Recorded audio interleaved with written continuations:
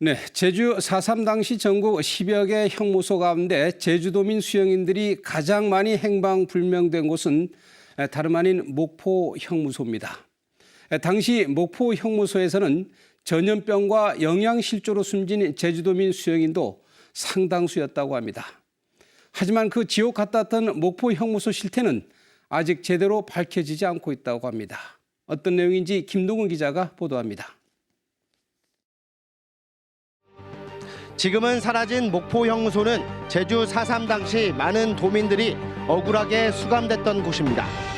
한꺼번에 재소자들이 몰리면서 형무소 안에서 전염병과 영양실조로 숨진 이도 상당수였습니다.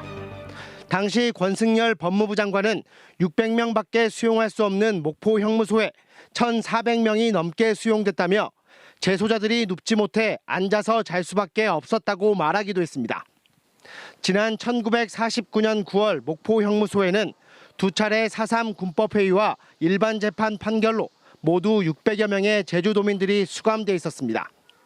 형무소 안에서 앉아서 죽느니 탈출하겠다며 재소자 400명이 탈옥을 감행하기도 했습니다.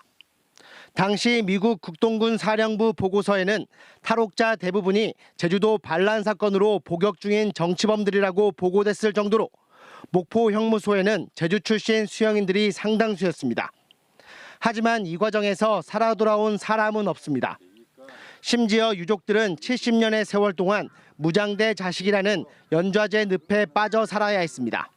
6살 때지만은 그 후에 자라면서 연좌제의 피해도 많이 받고 또 우리가 그 주위에 살면서 홀어머니 밑에서 자라다 보니까 목포 형무소에서 수감됐던 제주 4.3 관련 수용인 가운데 행방불명자는 399명, 전국 13곳의 형무소 가운데 행방불명 수용인이 가장 많습니다.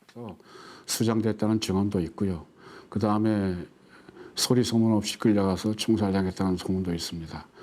중요한 건 이에 관련해서 그 어디에서도 진상규명을 한 사실이 없습니다.